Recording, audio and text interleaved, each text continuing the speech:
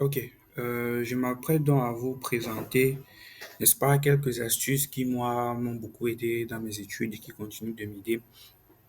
Euh, Disons, en gros, pour avoir une très bonne gestion du temps, voilà, et pour être donc efficace dans son travail.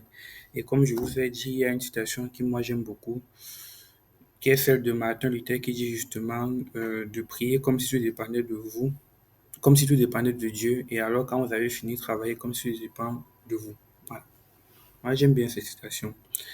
Eh bien, la première astuce que je présente est celle de, euh, voilà, c'est ça, c'est celle de la matrice d'Eisenhower. C'est une matrice qui, pour moi, vous permettra de pouvoir mieux classer quand vous avez beaucoup de choses à faire. Vous voyez, qu'est-ce qu'il faut faire, comment donner la priorité à une activité. Donc, sur l'axe des abscisses, il y a les éléments, il y a l'axe urgent et les ordonnées, c'est important. Et il y a quatre cases. Donc, quand vous avez donc un événement à faire, vous essayez de mettre ça dans l'une des quatre cases et en fonction de là où c'est, vous savez ce qu'il faut faire. Dans la première case, c'est celle des éléments urgents et importants. Donc, des fois, il peut arriver que dans l'avion, il y ait des choses urgentes et importantes à faire. Ce sont les éléments de classe 1, c'est important, des choses qu'il faut faire. Comme par exemple, se préparer pour son examen ou aller à l'école. C'est urgent d'aller le matin à l'école, c'est aussi important. Maintenant, il peut arriver qu'il y ait des choses qui soient importantes mais pas urgentes. C'est-à-dire que c'est important que je le fasse mais ce n'est pas urgent. Comme par exemple, je sais pas moi, s'inscrire à l'école. Peut-être à un moment, il faut s'inscrire. C'est important de s'inscrire parce que si tu t'inscris pas, tu vas pas fréquenter. Mais il peut arriver que ce ne soit pas urgent si par exemple c'est la première semaine d'école. Jamais on peut accorder même un mois. Et supposons que vous avez beaucoup de choses à faire, vous pourrez vous dire, bon, je planifie donc de m'inscrire peut-être un peu plus tard parce que j'aurai du temps pour pouvoir faire des choses qui sont plus urgentes et importantes. Troisième chose, c'est les éléments qui sont urgents mais pas importants. C'est-à-dire, c'est très, très, très important. C'est très, très, très urgent, mais ce n'est pas important par rapport à moi. Par exemple, je raconte n'importe quoi. Vous avez une amie à vous qui doit se marier, qui a besoin, je sais pas, d'un musicien. Et c'est important parce que si elle n'a pas de musicien, il n'y aura pas de chant à son mariage, de musique. C'est très urgent parce qu'elle va se marier ce samedi, on est vendredi. Mais peut-être pour vous, ça ne peut pas être très important relativement à la relation que vous avez, c'est-à-dire votre proximité ou relativement au fait que vous ne vous sentez pas trop impliqué ou au fait, par exemple, que vous avez des choses plus importantes. Et donc, dans ce cas, il faut déléguer. Il faut trouver une autre personne qui pourra faire cette chose ou passer la main. Voilà. Et il y a la pire chose, c'est des choses qui ne sont ni importantes ni urgentes. C'est des choses qu'il faut éliminer, c'est des choses qu'il ne faut pas faire. Donc, c'est pas important, c'est pas urgent. C'est pas toujours très important et urgent de jouer à la PS. Du coup, si j'ai une contrainte de temps, je vais éliminer cette variable, par exemple. OK, voilà. Autre chose, c'est la pyramide d'apprentissage. C'est un outil qui vous permet, bon, ça c'est un truc que j'ai appris à l'ENS, qui peut, n'est-ce pas, vous permettre de mieux assimiler les notions. Donc, euh, on dit apparemment qu'on retient 5% de ce qu'on écoute, c'est-à-dire en termes de discours, quand quelqu'un nous parle. On retient 10% lorsqu'on lit, c'est-à-dire un prof a parlé le cours et nous on lisait. On retient 20% quand il s'agit de l'audio visuel, c'est-à-dire lorsqu'on voit une vidéo. 30% lorsqu'on fait, il y a des démonstrations en fait, et 50% même lorsqu'on en discute. Donc j'ai fait un cours, pour faire des démonstrations, oui, mais j'en discute avec mes amis. Ça va à 50% de rétention. 75% lorsqu'on met en pratique ce qu'on a fait. Je mets en pratique un cours que j'ai fait, un TP, une manipulation. Et jusqu'à 90% lorsqu'on essaie de l'enseigner à d'autres. Donc, bien sûr, pour atteindre les 90%, il ne suffit pas d'enseigner. En fait, il faut avoir fait tout le processus jusqu'à arriver à enseigner. Donc, si vous suivez ce processus et qu'à la fin, vous expliquez ce que vous avez retenu à d'autres personnes, il y a de fortes chances que vous ayez retenu 90%, n'est-ce pas, de ce que vous êtes en train d'apprendre. Voilà. Donc, ensuite, il y a le principe de Pareto que beaucoup de personnes connaissent. C'est la loi des 80-20 qui est beaucoup appliquée dans beaucoup de domaines. En gros, dans le domaine de l'école, en fait, on va dire en réalité que 80% par exemple de ce que les profs donnent à l'évaluation est basé sur euh, 20% juste du programme. C'est-à-dire que quand on donne une évaluation, il a fait tout un programme long de l'année, mais 80% de ce qui va venir, c'est basé sur 20% du programme. Ça, c'est les points, je vous le dis en tant que moi-même, ancien enseignant, si on veut dire comme ça. Et du coup, en termes de moi en tant qu'étudiant, ça renvoie au fait que 80% en fait des résultats que j'aurai seront basés sur 20% des efforts que je vais fournir. Pour dire en réalité que lorsque je vais, par exemple, être dans une situation où je n'ai plus de temps, il y a une évaluation qui est très proche, en fait, vous voyez, je vais focaliser mes efforts plutôt sur 20% du programme récurrent et j'aurai une espérance de 80% en termes de résultats. Donc là, c'est l'analyse typique des anciens sujets. Vous verrez qu'il y a toujours un 20% de choses qui viennent. Et il y a une certaine garantie dans la chance que vous aurez que 80% des... Vous pourriez en fait couvrir justement 80% du programme en vous focalisant sur 20% de ce qu'on vous a enseigné à vous.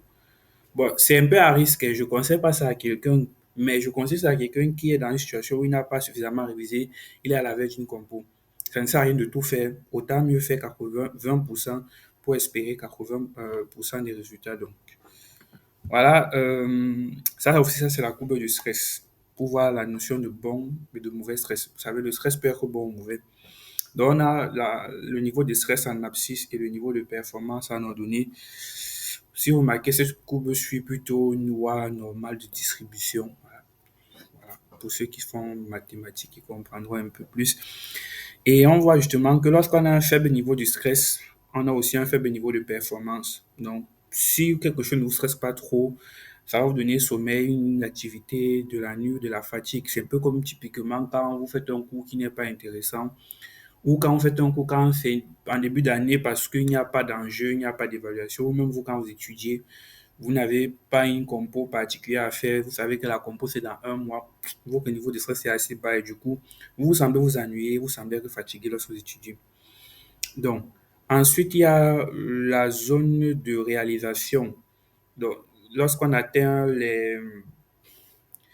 j'ai envie de dire la largeur de la bande passante, lorsqu'on atteint justement le pic du bon stress justement, on se rend justement compte qu'à ce niveau, lorsque le niveau de stress commence à être suffisamment dans une certaine zone, le niveau de performance est le plus élevé. Et il y a donc un stress optimal qui correspond justement à la valeur du stress pour lequel justement la courbe passe par son extrémum. Et là, c'est dans la zone de réalisation. C'est la zone où vous serez le plus efficace, vous allez le mieux travailler. Donc, ça, typiquement, c'est quand vous savez que vous avez une évaluation dans 1 ou 2 semaines. Là, vous êtes dans une zone de stress optimale. Et il y a donc le mauvais stress. Donc, l'excès de stress donc, qui entraîne la pression, la fatigue, l'anxiété, la résistance, l'épuisement, la perte de contrôle, la panique, le burn-out et la dépression. Ça, c'est quand vous avez un stress qui est trop grand par rapport à vous. Vous ne parvenez plus à supporter. Et là, vous avez un déclin de performance. Typiquement, c'est quand vous avez toute une session normale à préparer en un week-end. Ça, c'est des choses qu'il faut absolument pas faire. Vous serez tellement stressé qu'à un moment donné, vous allez tomber en dépression et vous n'allez plus rien faire. Donc, des fois, des gens disent qu'ils n'arrivent pas à faire des choses sans être sous pression. Ça, c'est vrai. On a vu, quand la pression est basse, le niveau de performance est bas. Mais il faut comprendre aussi que le niveau de stress aussi ne doit pas dépasser un certain seuil. Parce qu'une fois qu'on dépasse un certain seuil, ce que ça va produire, c'est la dépression. Donc, c'est voir de trouver le juste milieu en termes de timing que vous vous donnez comme contrainte relativement aux objectifs que vous voulez atteindre. Voilà. Une étude a montré que 95% des exposés sont généralement toujours faits à la dernière minute. Donc, voilà. Et peut-être presque pour terminer, le cycle du sommeil. Très important le sommeil dans les études. Parce que si on ne dort pas, on ne va pas pouvoir être efficace. Certains vont généralement parler, ouais, faire les 22-6 et tout. Voilà. C'est vrai, ça dépend. Mais le sommeil est très important. Parce que je ne suis pas biologiste, mais je sais que le sommeil est réparateur. Vous voyez, quand vous dormez, en fait, c'est pendant le sommeil que votre cerveau restructure, réorganise l'ensemble des informations que vous avez stockées tout au long de la journée.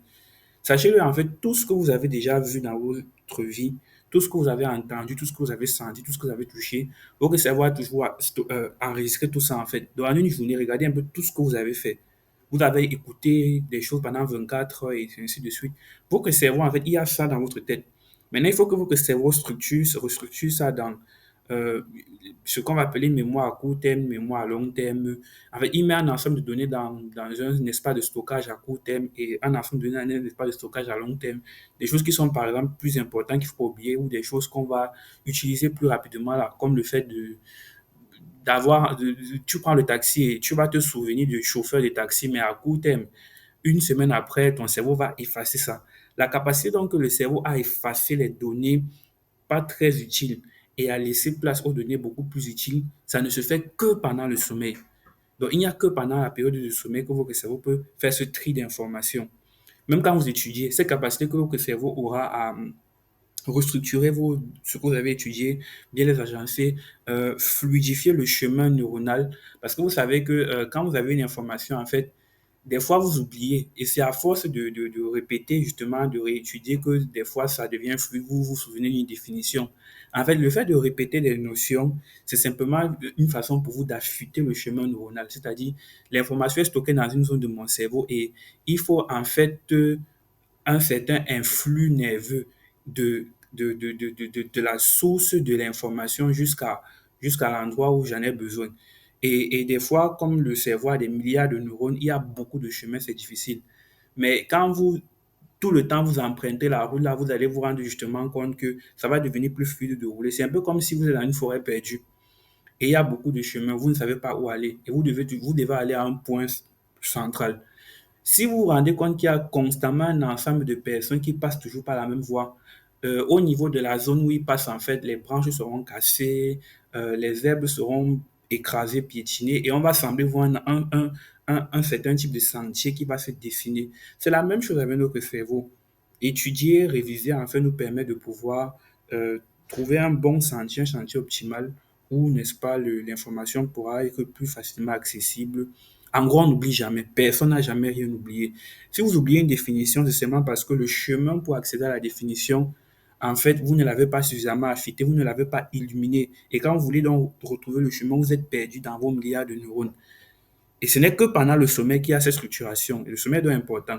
Et là, je vous présente dans la courbe du sommeil, le cycle du sommeil.